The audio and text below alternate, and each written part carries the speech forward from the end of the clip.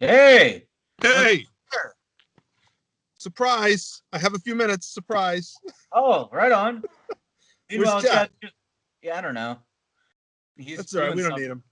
Does he have gloves on? Who? Yeah, he's got. It looks like he has gloves on. Chad, what are you doing? He doesn't have headphones on. He can't hear you. Chad!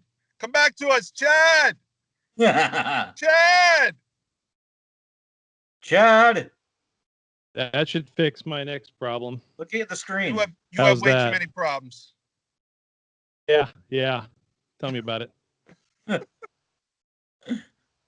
Okay. Oh, man. I got about 4 I forgot to plug the I don't think it hears me. I forgot to plug the laptop into the Ethernet cable so that way I'm not on Wi-Fi. So, oh well. Chad, do you hear Dan? Yeah, I hear him. Oh, okay. All right. It's usually kind of a big deal when I pop in, but completely disregarding me. Yeah, he just doesn't care. No, I'm not disregarding you. Sorry. There's a lag though for some reason. Yeah. That's awesome. All right. Well, I got like 3 minutes. Okay. So, just give you my quick recap. Do it. Of Disco. Yeah, do it. Go. I hate Michael Burnham. It doesn't matter what universe we're in. It doesn't matter what time we're in. I hate her. I hate her. What else we got? Oh, yeah. So they acknowledged the Kelvin universe in the Prime. Yeah. In the Prime universe, which I missed. Did. I missed the first time around. When he mentioned Romulan mining ship, and I was looking at the guy in the TNG uniform, thinking, "Oh, is that a Reman? Is he a Reman? No, he's not a Reman. Okay, whatever." And then the second time I watched it, they said Romulan mining ship, and I realized what they were talking about. But another interesting thing is he kind of confirms what I said a while back about the mirror universe. It's not a mirror universe. It's just another alternate timeline, like any other alternate timeline. So I was kind of happy they put that to bed. If Stamets's poem had gone on any longer, I think I would have climbed through the screen and stabbed him in the neck myself, because that was just bad. I think it was written that way. I think it was supposed to be that way, but man. I love that every time we go to the mirror universe, we have to kill Stamets. Yes, every time. He's the Kenny of the mirror universe. Yeah. So I don't know who Carl is. I suspect he's a Q. I think everybody suspects that. Yeah. Yeah. I suspect he's a Q. What else was significant? Okay, so that guy was from the Kelvin timeline, but he was wearing a TNG uniform. So, that kind of hints to the fact that, there's Kelvin versions of all of our favorite TNG characters out there. We may never see them, but it's kind of... But they're there. It's kind of interesting to think about that. What else? Yeah, I don't know. I do need one thing from you before you go, Dan. What's up? I need it's real, because that's one of my news stories. It's real! Perfect. It's real! I can see it. It's real. Awesome. We're going to be talking about the Galactic Federation. So. All right. Okay. Yeah. All right. I got to get back to work. All right, man. Sorry I couldn't be there. All right. See you, man. And, see ya. I'm hoping to listen to the show on my ride home. So, all that big editing you do, make sure you get that done right away. I will. I'll tell you, it's real. All right, guys. All right. Sounds good, man. Bye. See you, buddy. Well, let's not keep these assholes waiting. Trekcast. Ladies and gentlemen, welcome to Trekcast. I'm Chad Waldo. That's Daniel Reyes. We're missing Dan Lombardo today. He is out on a Space Force assignment. We can call it whatever we want. And, of course, we've got a third guest here with us. Ladies and gentlemen, welcome James Swallow to the show. James, I'm going to go through your quick little bio here real quick. That's actually from, I believe, your website. Yep, I got it pulled up right here so everybody knows who James is. He's a BAFTA-nominated scriptwriter and award-winning New York Times, Sunday Times, and Amazon #1 best-selling author of over 50 books. He's a writer of action-packed espionage thrillers, fast-paced science fiction, with experience in television, radio drama, and video games. One of them, The Division 2, apparently. So we're going to talk about all that and more coming up on today's show. And we're going to just hit right into the news and get this thing going. Attention all hands. It's time for Star Trek news. Daniel, take it away. Well, do you want to start with that quick news story that you had off the top? Let's go there. Yep, let's do that right there. Dave Galantier, I'm probably pronouncing his name wrong. It's Galantier, correct, James? It's Galanta, I believe. Galanter, sorry. I knew I was going to be wrong with it. Sadly, he passed away yesterday. James, if you want to, you know him better than we do, obviously. If you want to share a little bit about Dave, we'd appreciate it. Sure. Well, Dave very much will be very sorely missed by not just the reading community, but the writing community at Star Trek Literature. A terrific guy, very warm fellow. If anybody ever met him at the Shore Leave convention that you often went to, he was always a great raconteur and just a wonderful guy to be around. Terrific writer as well. Worked on several Star Trek novels. Did a lot of writing with another writer called Greg Brodeur. Did a few books of his own. He's written a lot of TNG stuff and TOS novels as well. Dave had been fighting with cancer for quite a while, and he recently put out a posting to just kind of reveal that to the world. A lot of us had kind of already knew about this, but he'd been kind of keeping his battle very quiet. Unfortunately, we lost him this weekend. It is a great sad loss to our community. He was very well loved, and just like to say, we all miss him. And anybody out there who wants to sort of, honor his memory or just kind of celebrate his work, he wrote a lot of really terrific novels. Most recently, Dead Endless, which was a Star Trek Discovery novel, which I understand Wilson Cruz, who plays Dr. Culber, has just put a posting up a little while ago saying how much he really enjoyed that book. And if you want to try and read some of Dave's stuff, a great way to support his family. One of his novels, Crisis of Consciousness, is actually available this month for 99 cents. As an ebook through through Simon & Schuster's kind of monthly ebook service. So I would recommend checking that out. Okay. Sounds good. Yeah. We'll make a link in the show notes for that as well. All right. Yeah, for sure we will. And then some of our other news stories. Our first news story comes from NBCnews.com, and the headline is, "It's real." It's real! Former Israeli space security chief says extraterrestrials exist and Trump knows about it. Apparently, there is a Galactic Federation out there just waiting for humans to reach the stage where we will understand about spaceships and space. Apparently, there have been agreements signed between the U.S. government and this Galactic Federation, and we are allowing them to run experiments and abduct people, apparently. And also, once we get enlightened enough, then we can be potentially in the Galactic Federation. We'll see. The reason this is making so much news is the guy saying this is the former Israeli Defense Ministry. So pretty big now dude. we know why he's the former. Yeah. It's all in his new book, so there's that. Oh, well, yeah, there you go. Yeah. The search for more money. Yeah. He says the reason that President Trump has not revealed the extraterrestrials is that because he doesn't want to. He wants to prevent mass hysteria from the aliens. so that's what that is. Right. Yeah. So what do you guys think? Are we going to be part of the Federation soon, or part of me wanted that to be real, and part of me is like, thank God it's not. Well, the reality is we have been watching you for many of your Earth years. Oh, this is why he's here. That's why, right there. Major reveal. Yeah. No, I think it's. I wouldn't. Yeah. Well, I think we'd all love that right now with the way that 2020's gone. Yeah. If like a UFO landing outside the United Nations building, going, "Don't worry, we'll fix this all for you." Yeah, I think we would all be happy to see that. Yeah, I think so. I've been predicting for months that 2020 ends with an alien invasion. So as long as we got Will Smith to protect us, we should be okay. Yeah.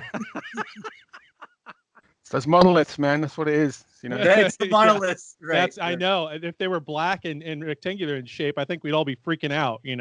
Oh yeah. Yeah.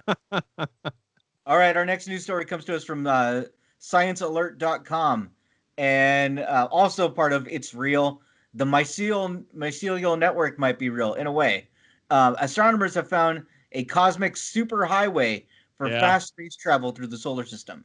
Apparently, some astronomers out of Serbia have discovered these intergalactic superhighways, is what they're saying. A true celestial autobahn is what they're calling it.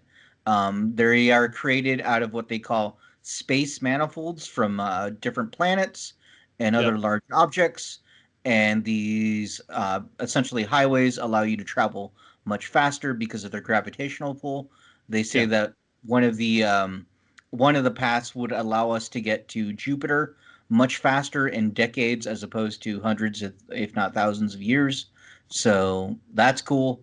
Yeah, so to keep that in perspective, what they're talking about is they don't mean like if we were to launch a ship and right now it takes us 10 years to get there and suddenly it would take us a lot less to get there. What they're talking about is astronomical bodies that just float through the solar system themselves seem to get around faster and they couldn't figure out why. And the difference is quite large, but we're just talking about chunks of whatever floating around the solar system. And it's more to do than just gravitational pull of the planets themselves as well. So it's kind of interesting, but don't look for it to make for super hyperloop space lanes in the solar system. So we're not looking at transwarp conduits or anything like that, right? No, we're not looking at transwarp conduits. No, not yet, at least. not We're yet. getting I mean, there. who knows? I mean, we're just getting started with a lot of that stuff. So Right. who knows? It is fascinating. Our next news story, I kind of had to bring this up because this is such big nerdy news, and it's not Star Trek, but it's huge. Yeah, you know how we go. This is how we Yeah. roll. We talk about everything. Yeah, James, if you didn't know, Volt.com. this show is. I'm sorry, I was gonna say, James, if you didn't know, this show is really three guys that come together every week and talk about anything and everything, and Trek holds it together. That's pretty much it. Sounds like fun. Yeah. So the big Disney Investor Day announcements came out this week. Yeah. And it's a ton to go through. We literally could do a whole show just about it. But just about brief Highlights. We're getting 10 new Star Trek or Star Wars series and 10 Marvel series as well. We're getting everything from the New Republic to She-Hulk, to Ms. Marvel to we're getting a Kenobi series. So there's a lot going on. They have not made any decisions on whether or not Disney Plus will be the home of any of the Marvel movies, as far as like before they go out to theater or same day like HBO Max is doing. The tentative plan is to still go to theaters, but they kind of left that a little bit. They gave themselves some wiggle room in case they need to change their minds. Yeah. So, really cool stuff. If you guys are really interested in that, take a look. There's a lot here. Yeah, it was a 4-hour call. Yeah. I mean, and there's a ton of trailers for the Marvel stuff. Yep. Hayden Christensen is coming back as Darth Vader. So for Kenobi. Yeah, that's wild. That I would never have guessed in a million years that we'd see him come back as Darth Vader with as much crap as he got in the prequel trilogy. I just never would have imagined to see that again. So that was big news. The other one that I thought was fascinating was Armor Wars, and how they're going to bring back Hammer himself. Yeah. So, that's the one that really, I'm a huge Iron Man fanboy. Yeah. From way back when. So seeing that one, that was the one that kind of made me go, wait, what? Yeah. And immediately my first thought was, if for those of you who aren't familiar with what the comic book storyline is about, is in the original comics, it's Tony Stark going around and deciding that he's going to stop all the armored bad guys using his technology from doing so. And he goes around and he has fights with all these pretty much kind of rogues gallery of armored people from the Marvel universe. Oh, wow. And in the movies, we haven't really seen people using Tony's technology.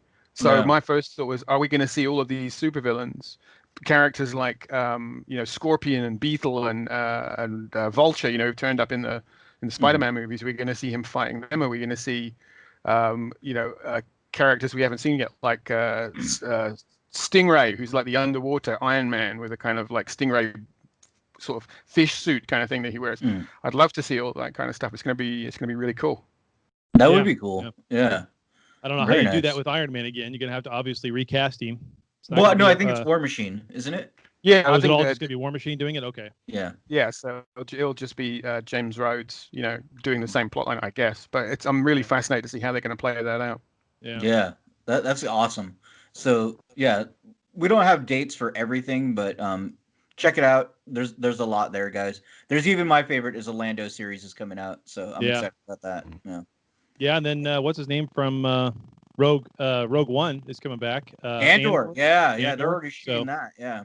are they already shooting that? Really? Yeah. They've just started filming that like 2 weeks ago here in London. Mhm. Wow. Yeah. There's a teaser trailer for it too. It's just like I missed that. Yeah, I couldn't take all that in. That was so much. I there's couldn't so take all many that teaser trailers. Yeah. in. Yeah.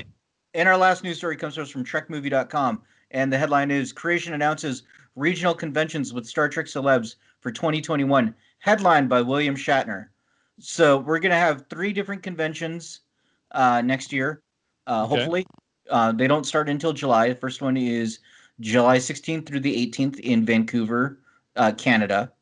Then there's one in Edison, New Jersey, September 10th through the 12th. And then the last one is in Jacksonville, Florida. That is also September 10th through the 12th. So that should be about the time from all the projections that everything starts getting back to normal. So that would be cool to go to these conventions and enjoy that. Yeah. Yeah, I don't see the one in Vegas getting canceled or moved again. That's August. So I mean, Yeah, it should be all right. we should be good by then. I mean, hell, there's 3 million doses that are going to be administered here in the States on Monday. Right. For the vaccine. So, yeah, we're almost there. Hopefully. Yeah. James, do you like going to the conventions? Being part of them? Yeah. We have a kind of tradition here in the UK of not so much these days, but in the old days of fandom, we had kind of 2 conventions over the bank holiday weekends. Those were largely fan-run events. These days, things are a little bit more sort of corporate and a little bit more sort of commercial. We have the Destination Star Trek event that takes place in the city of Birmingham here. Unfortunately, because of COVID, that got cancelled. But I've been attending that a couple of times, and I've done a few US conventions. I've done Shore Leave a couple of times. I love doing US conventions because you get a different vibe, but it's also the same vibe. Is that it's the accent changes, but the fandom stays the same. You know what I mean? It's for sure. Everybody's really super passionate about Star Trek, and it's always great to come over and chat to people, especially because as a British writer, I rarely get to come over to the US to see sort of like the American fan base. So any convention organizers out there, you want to bring in a friendly bearded Brit, call me. Because I love doing conventions. That's awesome. Awesome. Well, maybe we'll get to see it one of these things coming up here in 2021. We'll see. Yeah. And that's it for the news stories. Okay. And we'll just roll right into to feedback. We got quite a bit here. Yeah. Hailing frequencies. Open. All right, we got a couple of emails to go through. Only one, I think. First one comes from Taryn. Taryn says, whoa, Stargate does not suck. LOL, come on. Jack O'Neill wanted to name the Prometheus the Enterprise. Okay, now if you were talking about the movie, the original one, then yeah, it was okay. But the series Stargate SG-1 was awesome. SG Atlantis was good. SG Universe was different. Anyway, I need to get back to listen to the rest of the podcast. And that email title from Taryn was, since there is no Daniel is wrong email address, he sent it to mine. So we got to fill James in here. Yeah. So we've been running a science fiction movie tournament to figure out which is the best non-Trek sci-fi movie. We're actually in the finals today. And I forgot to throw in Stargate. I just forgot. And so it's hard. It's easy to do when there was already like 60 movies in the outer brackets to begin with. I mean, that's kind of tough. So yeah. So now instead of admitting my mistake, I just say that Stargate sucks and it was purposely forgotten. Well, it would have lost by the final 16. It would have lost somewhere in there anyway. I mean, it's not going to beat out every other. I mean, we're literally in the finals today. It's down to the first Back to the Future and Empire Strikes Back. So yeah, if you can believe that's the final round. I still can't believe those are the 2 movies that wound up in the final round. So, but that's the way the voting goes. I mean, I I would say, obviously, to make up for it, you guys are going to have to do a kind of vote, Hello? right? And you're going to have to talk about all of those. Say that You again. cut You out, cut out. James. Sorry. Yeah. Oh, I'm sorry. Can you guys hear me there? Yeah, I we was saying, if as you've missed out Stargate this time around, you're going to have to make up for that, right? So you'll have to do an episode about the Stargate movies and the There you Stargate go. TV shows and the Stargate animated series and the Yep. Stargate web show. You know, you're going to have to kind of balance things up. Yeah, I that's could do true. that in a heartbeat because I've probably watched the whole SG1 series about 4 times. I've watched Atlantis about 3 times, and I just finished watching Universe for like the 3rd time about a month or 2 ago, right before it came off of Amazon and went over to Netflix. So yeah, I know that series almost as well as I know Trek. So that would be Cool. easy enough for me to do. I think I saw the movie once a long time ago. I liked the movie. I liked the movie a lot. I think it did a great job of kicking off the rest of that franchise. But you know, I love Richard Dean Anderson, so I mean, there's that. That's cool. Yeah, he's pretty He's awesome. I got to write a few Stargate tie-ins actually back in the day. I wrote a couple of Stargate Atlantis novels. I did an SG-1 novel, and I did a novelization of the pilot for Stargate Universe, and I worked on a couple of audio drama series as well. So I can definitely say I've got kind of a bit of Stargate cred. I would think so. Yeah. Yeah, just slightly. Just slightly, yeah. Well, and it's perfect timing that you're on the show today, given Thursday's episode of Discovery that we're going to talk about later on, because there's a new character in that. No spoilers at this moment. But there's a new character in that show that came on Thursday night, and they mirror identically what happens in Stargate with the Ascended Ancients. I mean, that is who they are. They ripped it right out of SG-1. But anyway, we'll get to that later. So, okay, rest of the feedback. We've got a couple of donations that came into our coffee account over the last week. Lloyd Hatcher. Hey, guys, I want to wish you all Merry Christmas. From my family to yours. P.S. Everybody vote for Back to the Future. That voting starts today. Got one from Commander Felton. Enjoy your holidays and stay safe. And then we got a 3-parter, so 3 separate donations from Lumberjack Daryl. And the first one says Star Trek Enterprise Season 3, Episode 10. One would argue the fast-growing clone of Trip Tucker had a better chance of staying alive more than Tuvix, but considering he was just a transport accident, I don't necessarily see that they're ending his life. Part 1. Part 2. Having watched the episode a couple times now, I feel kind of bad for him, but still agree with the decision rule of Acquisition 57. Good customers are as rare as Latinum treasure. And then part 3, and that kick Mirror Burnham right in the face. Wow, yeah. So he's referring to this latest episode of Discovery with Michael Burnham. Anyway, and we'll get into that. Those are the latest donations over on the coffee account. We really appreciate those guys. That fuels the show and hopefully soon the conventions. Okay, I think that is the main sources of feedback. Yeah. There's stuff over on the Facebook group. If you want to cover that, Daniel, we can. Obviously, you've got we've already talked about it, the last round of the tournament voting starting today.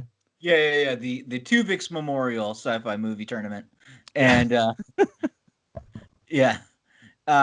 I also put up since Saru's trying to figure out his catchphrase. I asked everybody to give their idea, and Case Gentry said it should be "Pop It." Yeah. That instantly brought up the commercial for those little stick things with the lights on it where you pop it, twist it, you know. Yeah. Taryn says "Vominos," to which I said only if he wears a sombrero. And someone else said, Juan said "Onward" or "On Delay," and there's a bunch of other ones. Justin had my favorite one, which was "Punch It, Chewie." So we'll you could just say "Punch it, oh whoa." Yeah. That's funny. So, yeah, that's all I got for feedback. All right. Then I guess with that, ladies and gentlemen, we will go right into the topic. And we got two main topics today. First, of course, is author James Swallow, who's with us, and I'm going to play the little theme intro here. Talking about Star Trek in this week's topic. Talking about the Star Trek in this week's topic. All right. So as I said earlier, we've got author James Swallow with us today. A little more than just an author. You've got, I'm looking at your wiki I got pulled up right here, and yeah, it's well over 50 books that have been written. I mean, it's just a ton of stuff. And the only area of it that I haven't read or come across is the Warhammer 40,000. And you wrote a ton of stuff for that. So any Warhammer fans out there, James is your guy. There's just a lot of stuff here. Obviously, a lot of Trek stuff. And that's the main reason why we were going to have you on, too. You got a new book coming out. And I know you can't say too much about it, but what can you share with us as far as the new book, James? Well, the new novel, it's a Star Trek Picard novel. It's the second Star Trek Picard novel in the series. It's going to be coming out in January. I think the release date is January 5th. It's going to be coming out in hardcover. There's also going to be an ebook edition and an audiobook read by Robert Petkoff. And it's a Riker and Troy novel. So it's going to be Picard will appear in it. Obviously, his name's on the book, so I can't have a Picard novel without having Jean-Luc Picard in it. But it is going to primarily be a story about Riker and Deanna on the USS Titan, and it's going to be set a year after the Picard has left Starfleet, and it's going to have the characters getting involved in a dangerous situation with the Romulans. In fact, I can give you the back cover blurb if you'd like me to read it.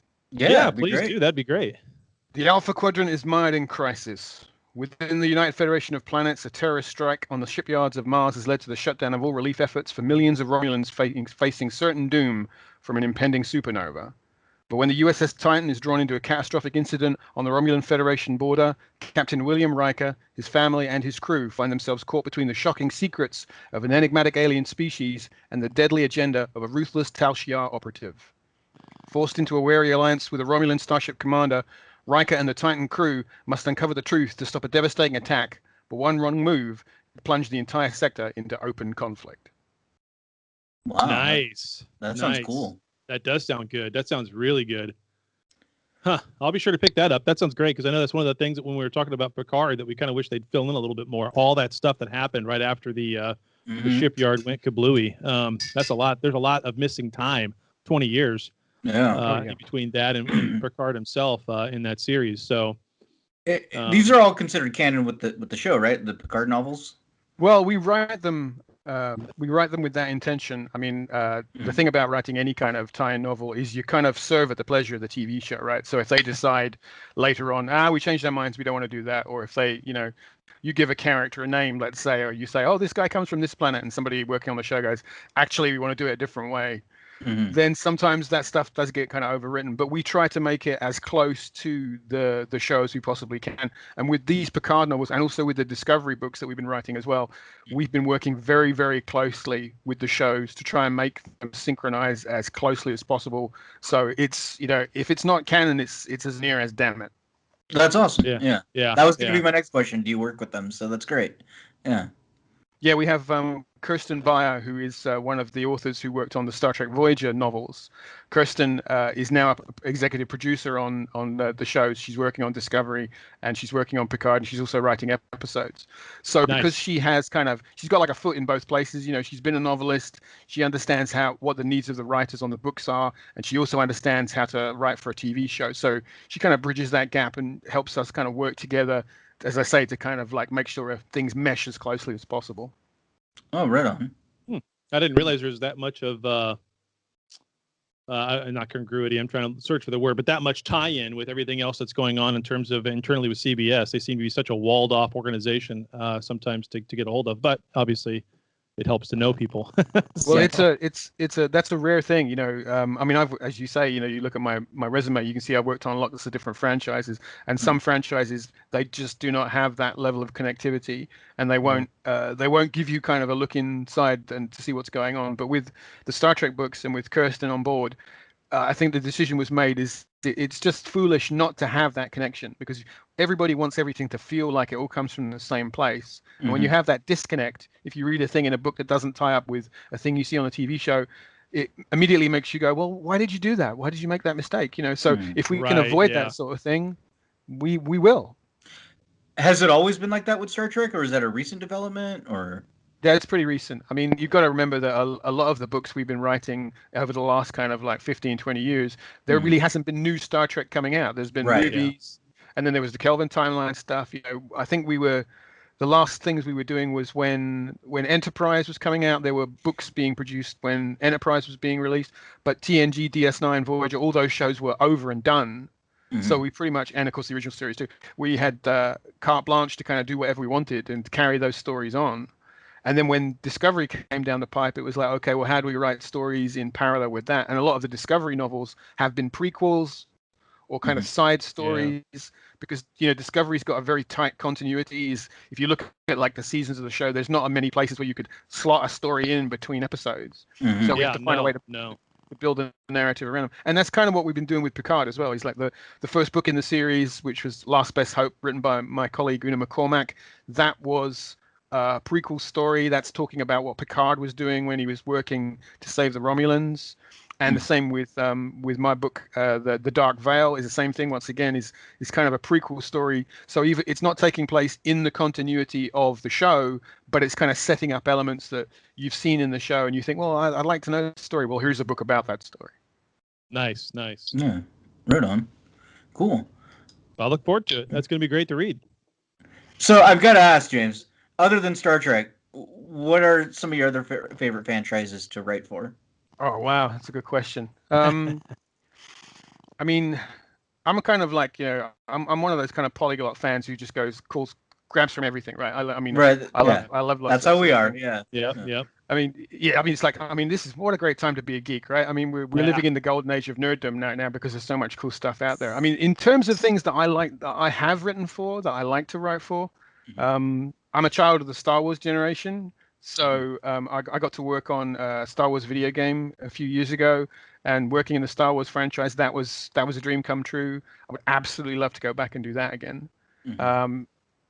Star Trek, I think, is always going to have a special place in my heart, because that was kind of my first fandom.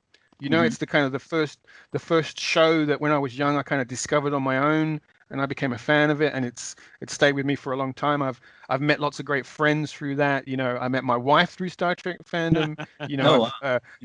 My career got kind of kicked off because of the writing I did through Star Trek. So I have a great, deep, abiding love for Trek. But there's other fandoms out there as well. There's other franchises. Doctor Who is a great franchise. That's something uniquely British. Growing up with that, I got to work on that. And there's another great British science fiction TV show called Blake 7, which is this really kind of dark, gritty, nihilistic show from the 80s. Very strong influence on me as well. And then there's all the other kind of franchises out there which I haven't been able to write for yet. Like, we would talk about Marvel stuff. Man, I love to do a Marvel thing. That's on my bucket list of stories to write. That and that Indiana Jones, James Bond. Those are the kind of the three. Oh, nice. The worlds. If someone said to me, you could pick, which Bond would you want to write for? That's a good question. Connery, I guess. Okay. Yeah. Because he's the original and the best, right? Yeah. Yeah, he is, in my opinion. Yeah. I mean, Daniel Craig comes. I mean, they're all pretty good in their own way. Yeah. But for me, Connery's the one I kind of came up on. Except for Pierce Brosnan, not really a fan. Nah. Not as 007. He's good in a lot of other stuff. I love the Thomas Crown Affair. That's probably, outside of science fiction movies, that's probably one of my top 5. The Thomas Crown Affair. The soundtrack, the movie, all of it. That's what Pierce Brosnan was born to do, is a movie like that. But did you like the original version of that movie? Yeah, I've tried to watch it a few times and I never could get through it. I don't know why. It wasn't anything I didn't like about it, but I don't know, timing, where my headspace was at the time. I've never finished it. That's one of the things I want to do, because I love the Pierce Brosnan one so much, though. It always influences every time I start. It's like, that's not Pierce Brosnan. But anyway, no, it's good movie, I'm sure. I just haven't finished it. So what Marvel character would you want to write for? Or Iron Man. Okay, Yeah, I I was gonna say, yeah, figured, he's but got Iron Man. I Yeah, figured, but no, I thought I'd ask. absolutely no hesitation. Yeah, yeah, yeah. I mean, if I couldn't write Tony Stark, I would say, if I had to pick an Avenger, I'd say Hawkeye, Okay. yeah, that'd partially be good. because because I love archery, and Yeah. I'd love to write Hawkeye. If I had to kind of go a little bit further out, I would say Captain Britain or Union Jack, Oh, to fly yeah. my own Yeah. national colors as well. Yep. I always liked Union Jack because he doesn't really have any superpowers. He's Mhm. kind of like he's like what you would get if you had Captain America and you made him British and you just said like, okay, you don't have anything, you just got a gun and you just beat the hell out of guys. So he doesn't have super strength. He's not a super soldier. He's just tough as nails, And Yeah. I just like the Yeah. idea of a guy like that standing sort to kind of toe to toe with like godlike superheroes. I think that's a really interesting character. That's cool. Yeah, that's one of the reasons why I really like The Boys on Amazon. Is just normal guys who are kind of f ups, and yet Yeah. they're going right up against superheroes that have invulnerable, unlimited strength. That's a fun show.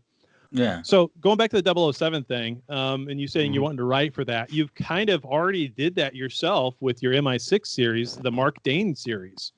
Yeah, a little bit. A little bit, It's, right? I mean, there's definitely when I talk about my thriller novels, people say like, who are your influences? And the three authors I always talk about is Robert Ludlum, who created Jason Bourne, Clancy, the guy behind Humphrey Bogart. We're losing you a little bit, My pole James. stars, my guiding lights. Mm-hmm. That's saying that those guys like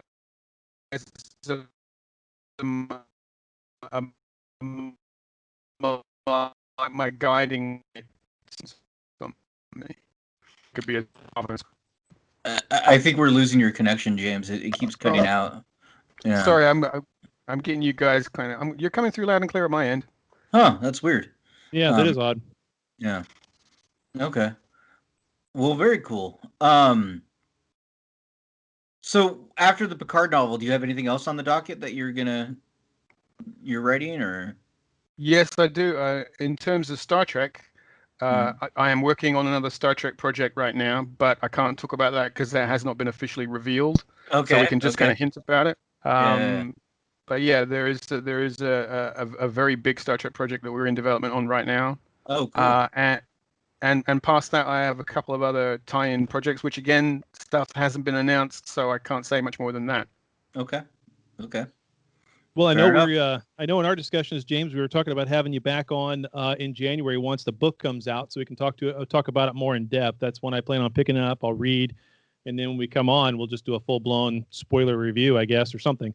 However you want to handle it. I'll leave that up to you, James. That sounds cool. Yeah, that sounds great. Okay, is there anything else you want to talk about, James, before we move into the topic, this week's episode of Discovery, or is there something we missed? Or No, go right ahead. All right. Sounds good. I assume you watched it, right, James? I did, yes. Okay. Yeah. All right, let's. I'm just going to play the topic again because why not? Talking about Star Trek in this week's topic. Talking about the Star Trek in this week's topic. And of course, we're talking about Disco Season 3, Episode 9. It's Part 1 of Part 2, Terra Firma Part 1. Mm-hmm. We finally know who the director was. They let that go just a couple of days before the show appeared on CBS. Omar Madhai. I don't know how to pronounce that last name. It's Omar something. Yeah. Anyway, so the quick rundown and synopsis of Part 1. Culber's visited by Kovich. We all know who that is. The mysterious Starfleet. Yeah. Dave Cronenberg. A mysterious Starfleet office operative who explains that since Giorgio has both traveled through time and from a different universe, the Mirror Universe, whose molecules have moved too far from their origin, and she's now likely to die. Consulting with Discovery's computer, which has been augmented with the intelligent sphere data, Culber believes that Giorgio could be saved by traveling to the uninhabited planet Danis 5. Stamets and Adira use the SB-19 data to trace the source of the burn to a nebula and discover a distress signal from a Kelpian starship. And on Danis 5, Giorgio and Burnham encounter a strange being named Carl, who directs Giorgio through a door. Once she steps through, she finds herself back in the mirror universe. That is the quick synopsis of the show. I feel like this one was all over the place, both good and bad. There was so much going on. I liked it. I did. I liked it too. There's parts of it that just drove me batty, and then there's parts of it that I just absolutely love. So let's just dive right into the big thing that I think, in my terms, of the whole episode, which was Carl. And when they get down to the planet and they're walking around, there's always this thing that happens sometimes in Trek episodes, and when they do it, it's lovely. There is this wonderful parallel of the whole series starts with Giorgio and Burnham on a planet walking around in the desert, in the desert. Now it's with them. It ends essentially with them walking around in the snow. So that's beautiful symmetry, parallelism, whatever you want to call it. I enjoyed that, and of course, as always, Disco is just a beautiful series. It's just gorgeous. The shots, the look, the feel. They do a fantastic job of that. Probably better than any Trek series. And the other thing too about that parallel is the first time when they were walking in the desert, they were signaling to get rescued.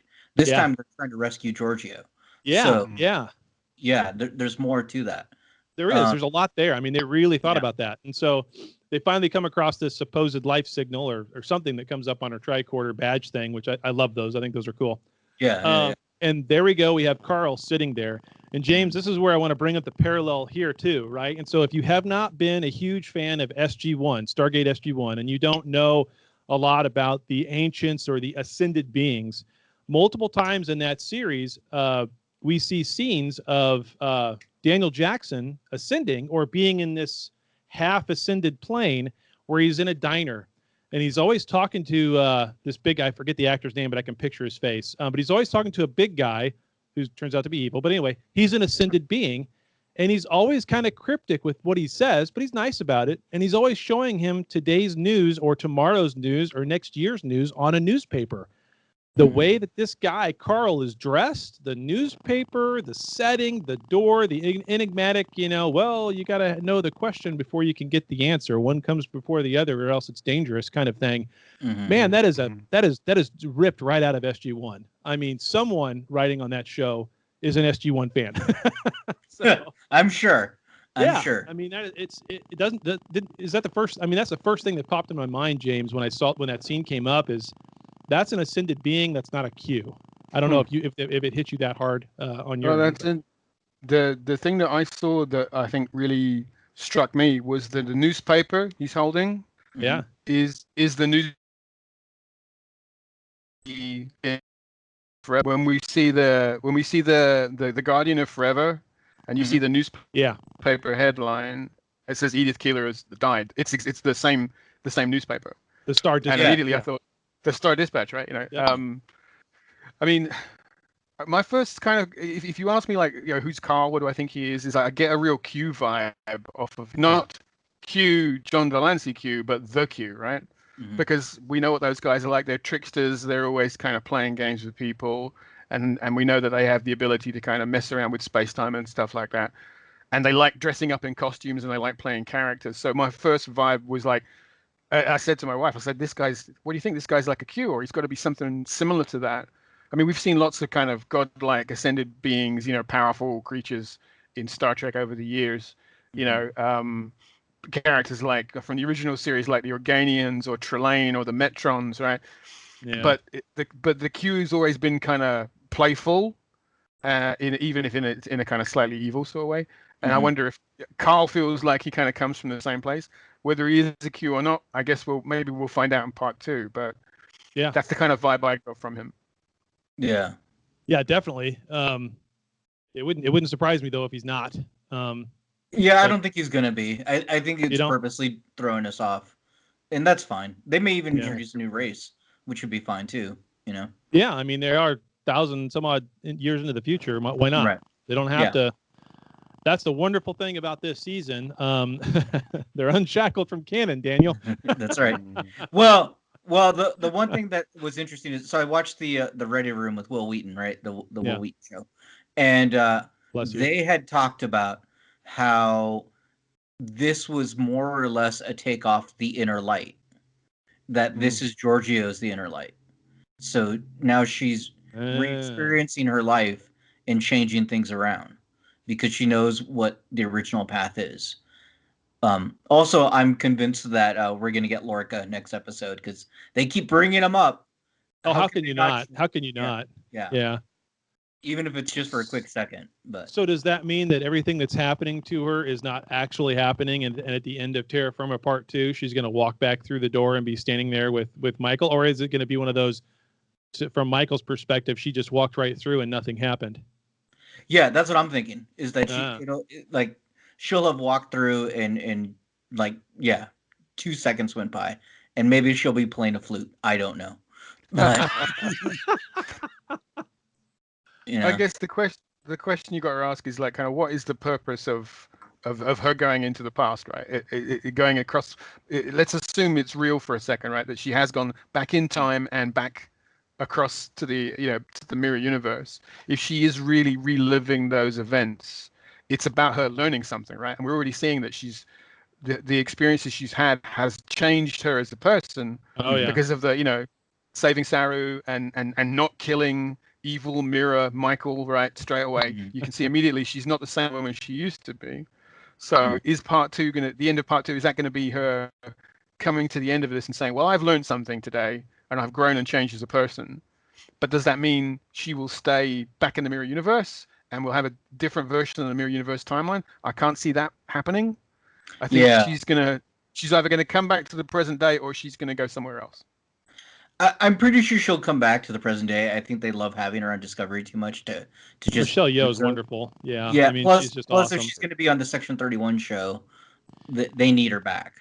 Yeah, but they don't need her back on Discovery. This is the thing that always kind of boggles me a little bit. I mean, they have to do a little bit of writer juggling here to get her out of their 32nd, 33rd century, right? So this is a perfect time to do that. I think that if my prediction is that she really is gone back to the mirror universe and she really is changing things. Will it have a monumental impact over time as far as all the other mirror universe versions we've seen? No.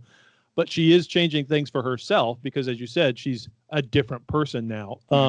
And Michelle Yeoh does a fantastic job of just with her eye movements communicating that. I mean, she's phenomenal. But with that said, my prediction is she gets a decision of, okay, this has cured you, because her learning something doesn't cure her.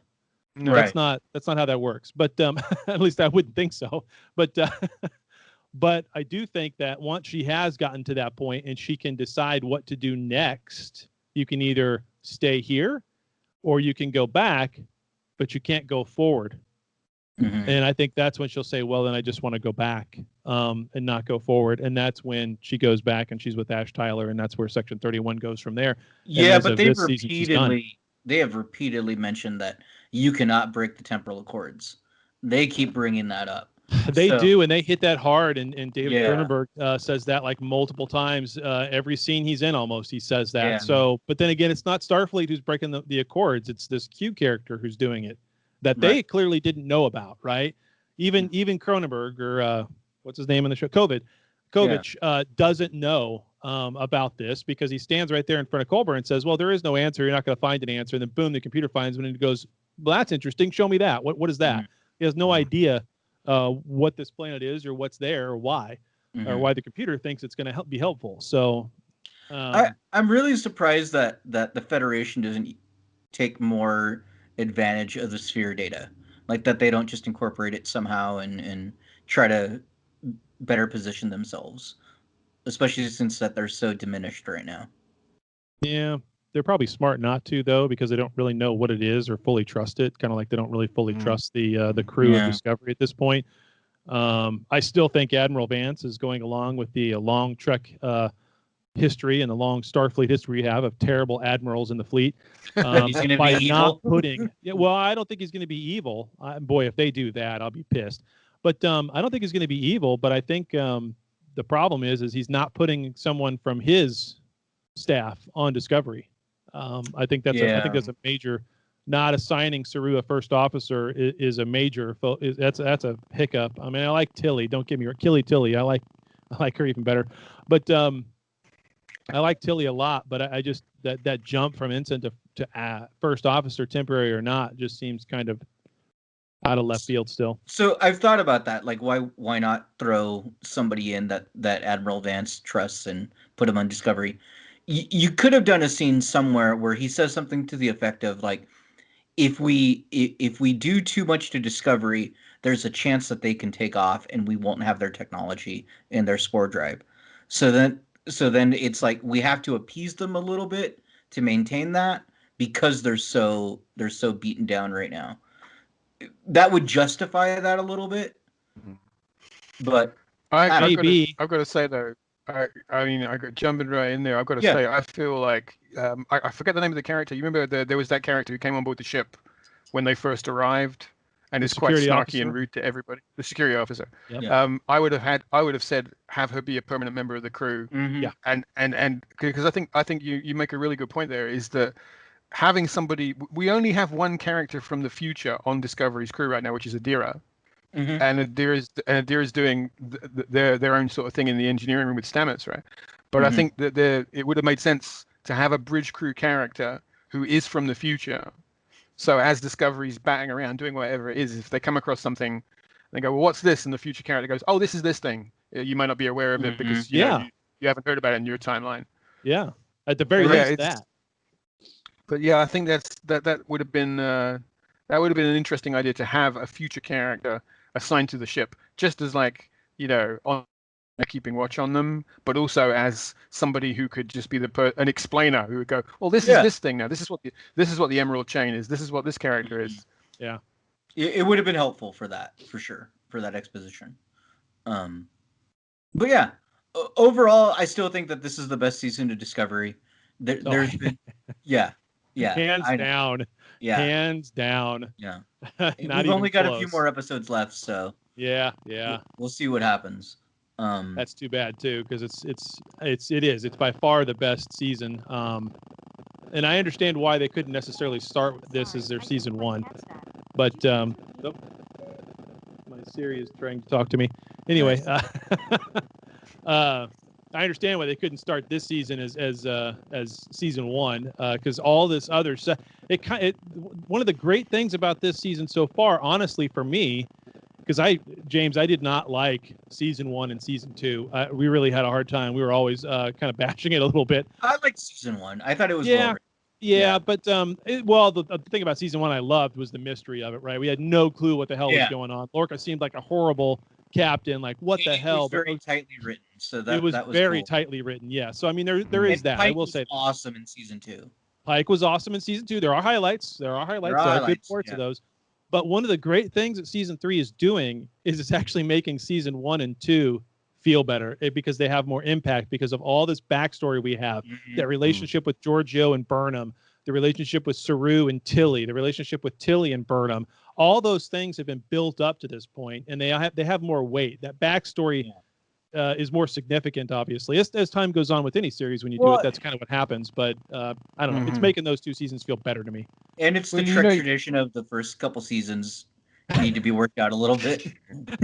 I mean, looking at it from, like, I always say from, as a writer of stuff, right? I'm always thinking, if I was working on that show, what would I be writing? How would I do it?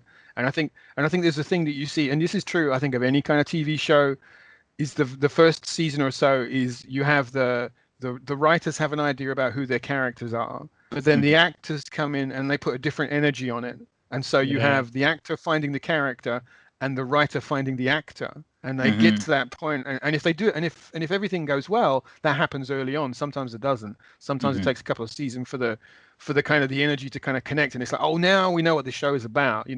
Going back to TNG, a lot of people would say that TNG third season is like one of the best seasons of the Next Generation because it's got some of the best episodes in it, and it feels like that's when the show really kind of just hit its stride. And maybe that's true of Discovery as well. The thing I like the most about the future jump thing is the kind of all bets are off sort of idea of it, because we've got some continuity, and it's interesting seeing bits of old Trek continuity popping up in new and different ways, but we got no maps for these territories, and the really clever thing about it, I think, we as viewers are in the same boat as the crew of Discovery. So as stuff is being discovered, we are discovering it with them, which means we connect a little more with them than we might have in previous seasons. Right. Yeah. Right. Very true. Very true. And I do that a lot when I'm sitting there watching these episodes. I sit there and go, why did they do that? I would have done this. I mean, I think a lot of us do that and second guess things and look at things. And I think you make a really good point, James, that I actually had never thought about before. But it's, if you're writing for a series like this, you're in a bubble and you're in a writer's room and you're writing and you're writing and you're writing. And you don't get to see how those words translate into that actor or actress's mouth and energy and feel and vibe on screen until months later. And so that's I've never thought about that disconnect that way until you mentioned it. So that's a great point. Yeah. You know, sometimes you'll see a TV show where maybe you'll have like, I'm not using Star Trek here as an example, but like you might have like two characters who are written as like lovers, right? And then you cast actors and they don't get on. Right. So halfway through the season, they'll kind of break up and it'll be like, oh, why did that happen? It's like, well, because the actors didn't get on or because the chemistry isn't there. And, and suddenly the show takes a completely different direction. You remember Babylon 5, they had, was it Michael O'Hare was the lead, the captain of the station. And then he left the show and they brought in a completely different actor, brought in Bruce Boxleitner, and they had to retool the show and that's nothing to do with the way the show was being written. That was all to do with things happening out in the real world. But the show has to kind of stretch to fit those things. Right. That's Another true. great series. Yeah. Do you think that we will get an answer as to what Grudge is by the end of the season? Someone said to me a while back, oh, you know that like she's like Isis, Gary Seven's cat. Oh, yeah. You remember? And I said, oh, that was a theory someone had said to me, is that Booker was like Gary Seven. And I was like, well, how do you think? Because he's got a cat. And I was like, just because every cat owner in the Star Trek universe is a member of the secret just organization like Data. that carries. It's like, okay, fair enough. Yeah. I mean, other people saying maybe it's like the Flurkin from Captain Marvel, right? It looks like a cat or some other alien thing. Yeah. I just think it would be funny. Is like, can it just not be a cat? I think just a cat, because cats are pretty crazy as they are anyway. Right. So I think why can't it just be a cat? I think that would be the funniest thing of all. It's like, what is it? It's just someone comes on the ship, kidnaps it, convinced it's some alien creature. It's like, no, it's just a cat. It's just a cat. I would laugh so hard if it's just a cat. Because they're like, that cat's got its own gravitational pull. It's a queen. Yeah. If it's just a cat, that'd be They great. make all those references, but that would be good. That would probably be the best scenario right there. The Grudge is just a cat.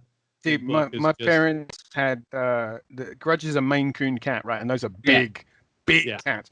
And my parents had two of those cats, so I'm very familiar with the personality of Maine Coon cats. And everything I see on the show is like, yep, that's exactly what they're like. Nice. Well, should we get into the Mandalorian real quick, or are we? Well, we have one other thing that kind of happened on this episode that makes a big thing that goes on. That is the discovery of the signal in the nebula. That's the source of the burn, is what they kind of have said, right? That is the actual source, is that nebula, but they haven't necessarily said it's that ship. Right. That's where it started, at least. But that's at least where the area where it started. And of course, there's a Kelpian on board, and she's got some. They play the message. They were able to get part of it.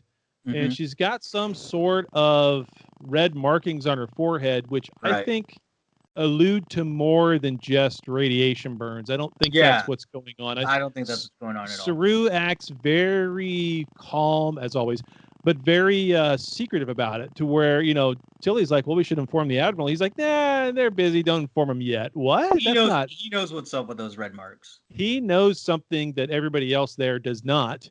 And that's the first time we've ever seen Saru do something stupid and buck Starfleet protocol, right? I mean, everybody on this ship has to do it at some point, apparently. Right. It's what they do. Burn him every episode. Tilly last episode with firing on Osira's Emerald Chain ship.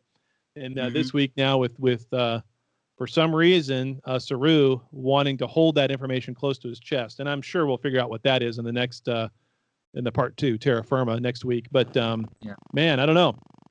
That was an interesting little curveball. It's a few short seconds, but it really made my ganglia stick out and go, "What is he doing?" See, my first thought, it was the evolution to becoming the Predator. So that's why they Yeah. had those markings. Mm. You know, because they were supposed That's to be the prey species. So Yeah. so maybe they're aggressive and started the burn. I don't know. I don't know. Yeah, I mean, I was quite surprised when we first saw that sequence, because I didn't Mhm. realize what I was looking at the first time I watched it. It's like, well, what is this now? Oh, this is the message.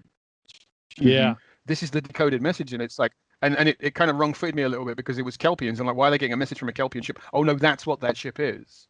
Right. Yeah. Because I expected it to be a Starfleet vessel, Mm-hmm. and so Right. I was kind of a little bit sort of surprised. I'm like, oh, okay, it's a Kelpian ship, and immediately that throws up a whole bunch of other questions. Yep. You know, interesting kind of theories about, well, why were they there? What were they doing? Did they unwittingly trigger something terrible? That, you know, I mean, that would be. Can you imagine Saru having to deal with the idea is, oh, your species were responsible for the burn. You know, Mhm. that'll be interesting. But that's, you know, one of a Well, million yeah. different possible. Well, Or is because the part of- Vulcans are in self pity right now, thinking that they're responsible. Yeah. Yeah. You know? Self-pity. Yeah. They need a little help from self-help Saru. Anyway, so no. Indeed. So okay, so that brings up another thing. Is the reason why Admiral Vance is always a little cagey. It always seems like maybe there's a little something more there he's holding back, and the reason why he's never put any of his officers on Discovery is because Starfleet themselves all know, and he especially all know something about the Kelpians that he doesn't want Saru to know just yet. Maybe That would be a good explanation of that, right? So Yeah, but they've also been out of contact with a lot of people, so he could just be hedging his bets. Period. yeah, true. You know. That's what's great about the season. It's all over the place, and it's the state of play is new every week. It's nice. I like it. It's a refreshing change. Yeah. I do like that we've got our R2D2 unit still running around in the Mirror Universe. Whatever they're those things are. Red The dot eyes, robots, I think. the dot robots. Yeah, You see the yeah. evil ones with the red eyes as well. Yeah. Yep. That's how you know they're evil. They have the red Yeah, eyes. of course. Yeah. Yeah. The first episode of this season, in the the opening credits, and we see the robots getting put together. I was like, cool, what's that? It's gonna be something new, right? It's gonna be this thing. No, it's just the normal little dot robots that are running around already. And it's like, well, why did they spend so much time in the opening credits with that? still I had hoped for something more, but anyway, There's still time. there's still time. Yeah. The one thing also that was brought up on the Will Wheaton show was that so they interviewed the bridge crew actors, and they asked them, like, hey, what's it like playing your mirror universe self and all that, and they talked about how much fun that they had. But one of the things I hadn't thought about is they said that the mindset you get into when you're playing those characters, the evil ones, the thing you don't think about is that these characters are always ready to kill. They always have a knife on them and a phaser on them, so they're ready to go at any moment. Yep.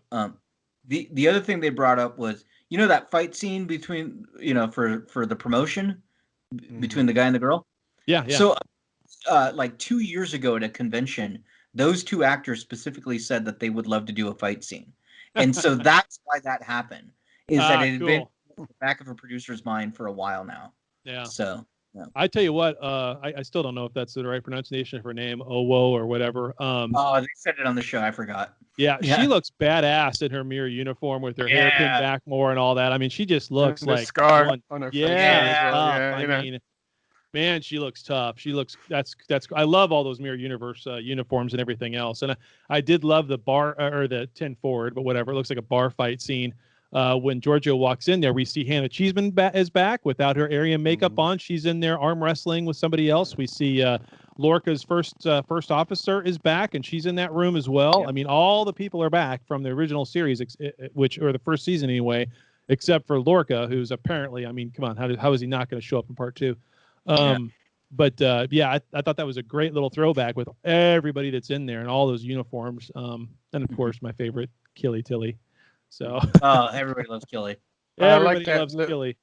I love that little moment where you see them kind of doing like the Mirror Universe version of arm wrestling, where they're holding their agonizers and just kind of like who's going to drop it first. Yeah, that's awesome.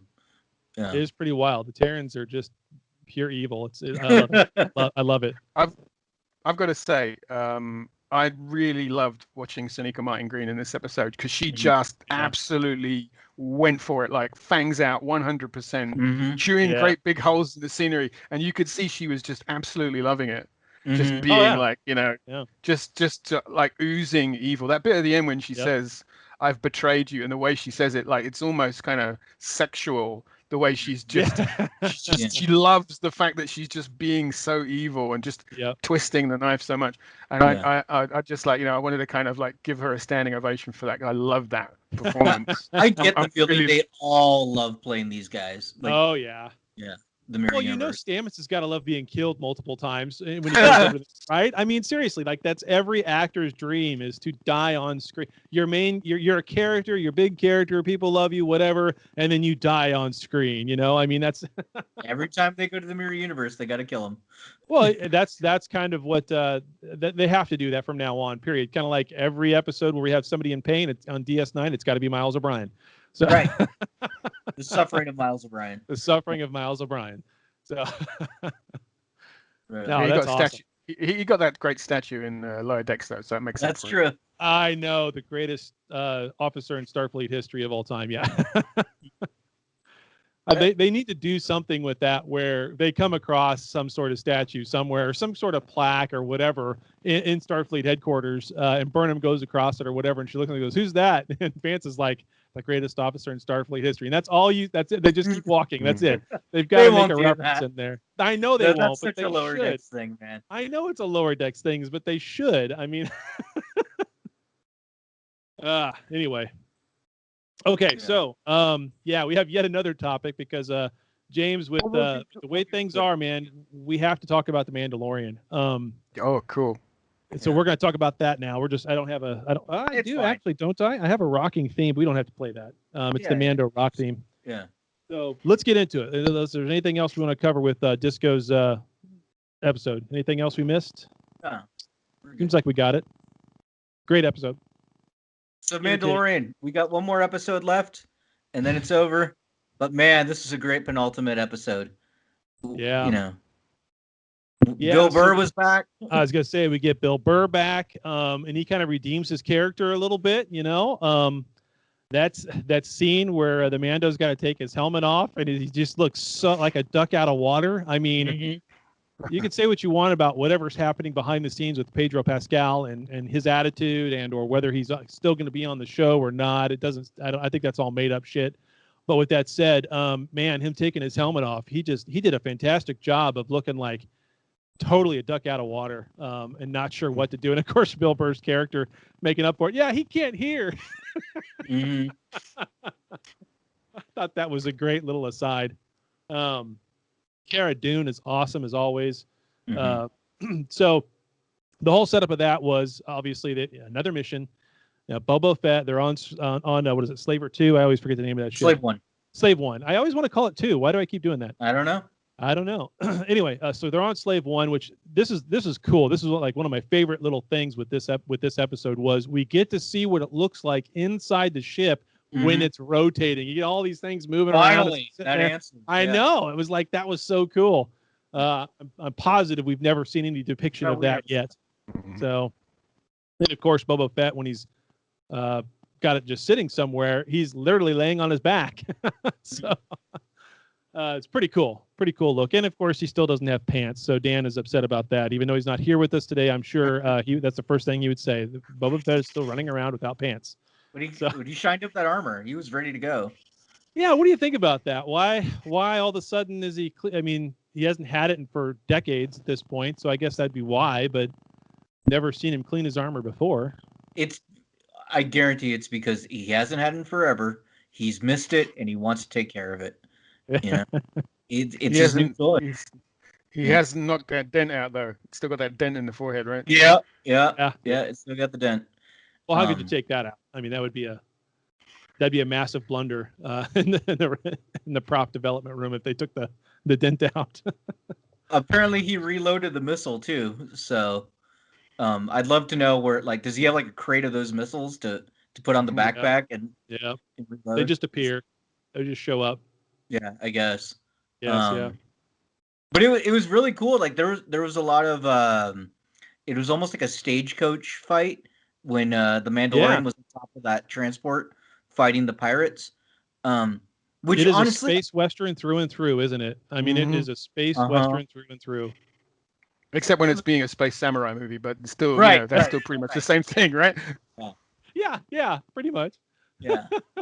Although I would say those weren't pirates, they may have been freedom fighters because Bill Burr points out that the Empire or the Rebellion doesn't matter. It's just oppressed people on their planet and they just want freedom. Yeah. So, that could be that. Other thing I thought was cool is we actually cheered the TIE fighters when they came in and Yeah, knocked them out, and they hit something. they did. They actually hit something. It was amazing. So, Yeah. but okay. So the whole synopsis was that, of course, they've got to figure out where Grogu went, and so they go and get Bill Burr because he has access to a terminal somewhere that he can get, and then figure out where Moff Gideon's ship is. That's the whole setup, right? And so that's why they go to this planet. That's why they're trying to get onto the secret base that he knows about, that Bill Burr knows about. And that's the whole thing, just trying to get to Grogu. And that's of course, the Mandalorian's only care, only mission, only thing he is trying to do at this point, which is the whole episode, the whole season has been trying to get Grogu back with his family. Now it's going to be, or with somebody that can raise him and train him. Now it's going to be about him just having him with him and taking care of him. And that final scene, if I can skip forward, really solidifies that. His message to Moff Gideon. That was a hell of a message. Yeah. Nice little throwdown. Yeah. So, Well, and then I can't wait to see the Darksaber versus that Beskar spear, because that's coming. They've teased that way too Yeah. much. That did not come.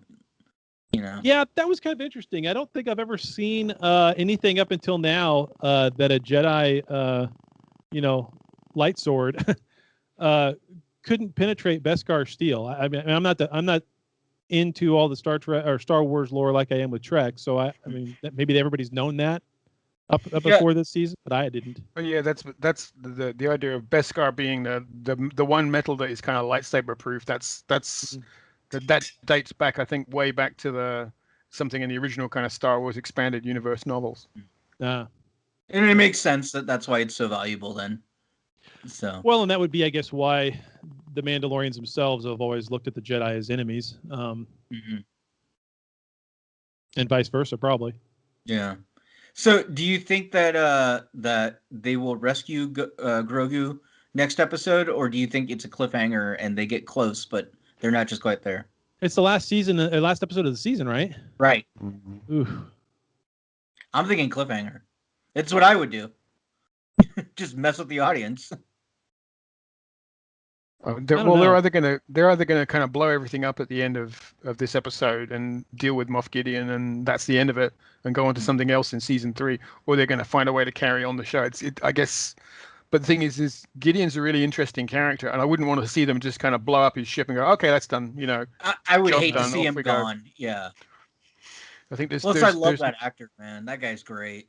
Well, and they've mentioned Admiral Thrawn too already in the last episode with Ahsoka Tano. So, if they do get rid of him, they've still got a major baddie to come forward in the next season, and maybe that's what they do. Maybe they have Admiral Thrawn show up in this last episode, even though Moff Gideon dies. There's Admiral Thrawn chasing him down, and so you keep that storyline going. But you see, I don't know. I mean, now that if you'd have asked me that maybe like a week ago, I might have said yes. But now they've announced that there's going to be this Ahsoka Star Wars series. Yeah, I think if they were going to bring Thrawn in anywhere, that's where that character would appear, because Good they're point.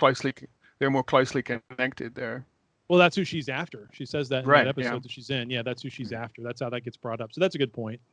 One thing Yeah, I I don't really know. like about The Mandalorian is the way that every episode has these kind of little deep cut fanboy moments where they really, like, there was a reference in this episode to Operation Cinder, which is from the Battlefront video game. And I'm like, wow, that's a pretty deep cut. Yeah, But that's the kind of stuff that for me, it really makes me feel like it's connected to the largest mythology of the Star Wars universe in a clever way, but it doesn't distract you. If you don't get that reference, you don't go, well, what the hell are they talking about? It doesn't derail you. But if you get the reference, it kind of really feels like they're paying attention to the larger scope of the Star Wars mythology. Yeah, they definitely are. They definitely are.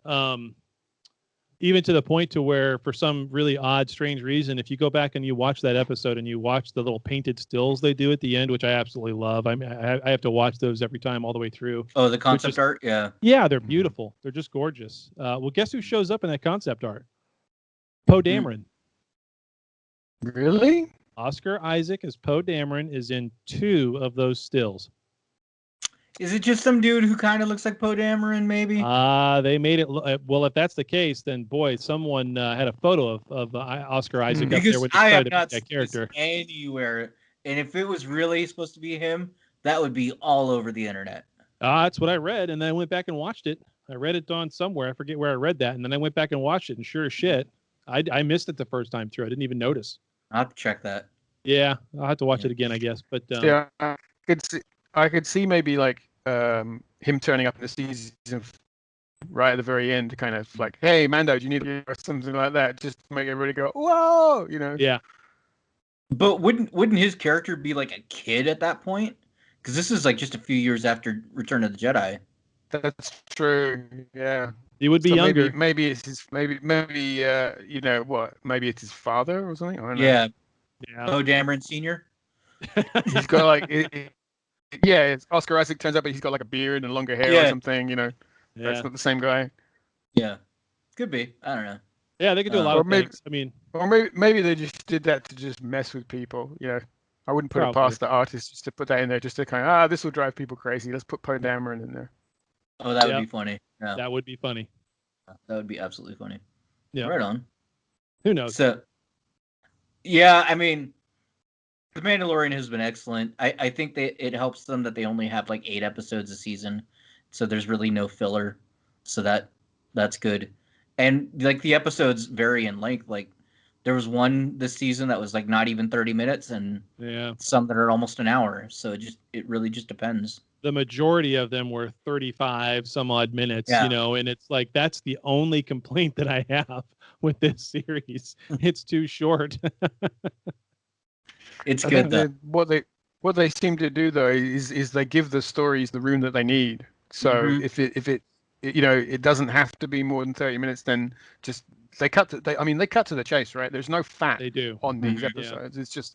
It's all kind of like, you know, just right there up on the screen. And I think that's really bold that they do that. That they don't say, okay, well we you know, this needs to be an hour long, so we're going to add 20 minutes of standing around and talking. It's like, no, you know, cut to the chase, use the action, off you go. That's probably the biggest stark differences between these two series, The Mandalorian and Disco Season 3. Mandalorian Season 2 and Disco Season 3. There's a lot of times in Disco where they tell you instead of show you.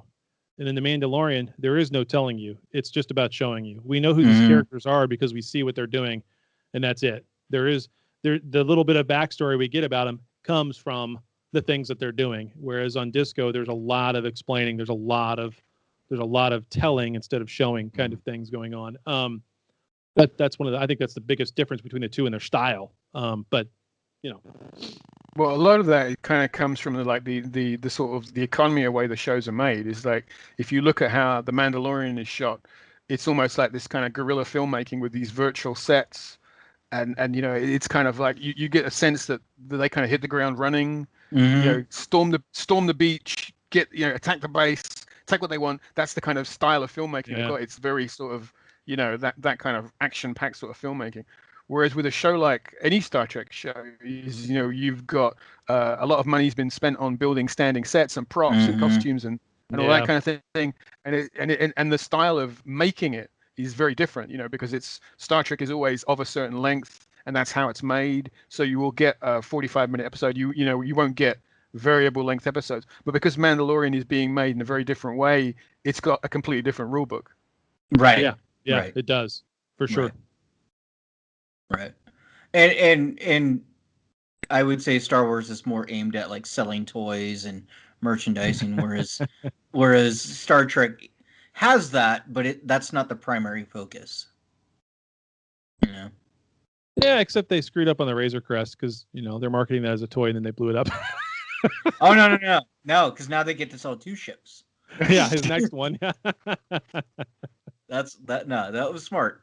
Yeah, so, that's true. That's true. Yeah, I definitely want. I've got like a in my office, I have you can't see it from this angle, but I have my little air show of little kind of like die-cast model ships. So I got a Star Trek ships up there. I've got an Enterprise and stuff. I've got a couple of X-wings, and I have a space where I want to get a Razor Crest to go in there as well. Oh, Yeah. nice.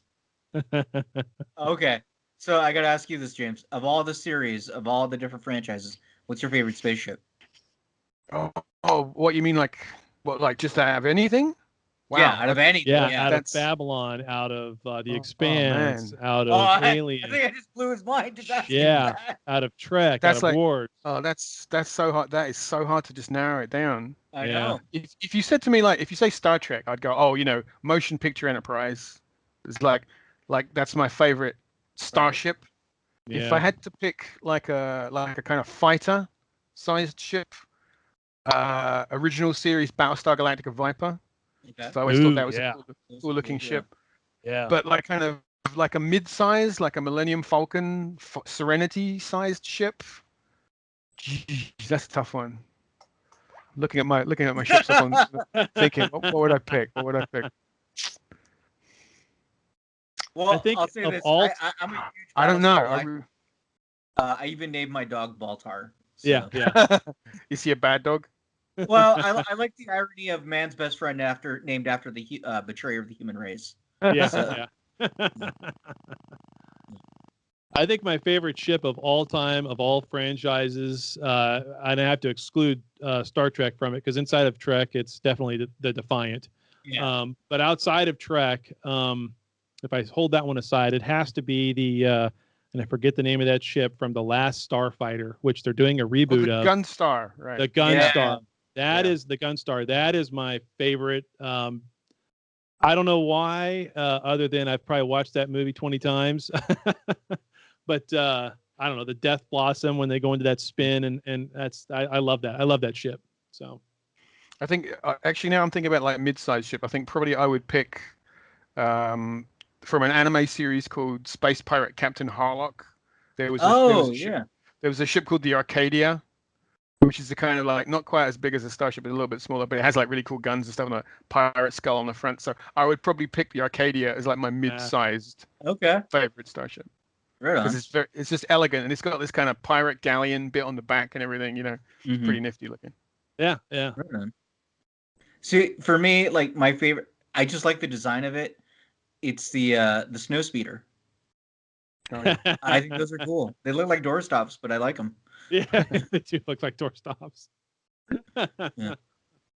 Those are cool. I used to They have are. one. I used to have one of those. I don't think they can go into space, right? Like they're only in an atmosphere. Yeah, I think so. I think Yeah. so. Yeah. Yeah. So, all right. Okay. Anything else that we need to cover, guys? That was a great episode. That was Yeah, wonderful. that was great. Thanks for coming on, James. We really appreciate it. Yeah. Yeah, guys, I can talk about my favorite Starships all day, right? Yeah. Yeah. Right. Right. this will become like an episode of Top Gear, but instead of Yeah. talking about cars, we'll be like reviewing spaceships. With fictional ships that. Yeah, trying to compute the how fast a couple of parsecs is versus light speed, and versus ludicrous speed. yeah, versus ludicrous speed, transwarp conduits, and all of that. So Yeah, for sure. Well, thanks so much for coming on, James. It was a blast having you. My pleasure, guys. Thank you for inviting me. It's been really great. yeah. We look forward to having you on in January when the book comes out. We'll do a review. That'll be wonderful. That'd be great. I'll reach out to you when that time gets closer, and we will go from there. With that said, Dismissed. That's a Starfleet expression for get out. that's how we end the show. Let's don't get know the how hell else out to of here. All right. We don't know Thanks. how else to end it. Yeah. Thanks, We everybody. talked about that for forever, trying to figure out how do we do, because usually how we just end the show is okay, that's it, thanks, bye. And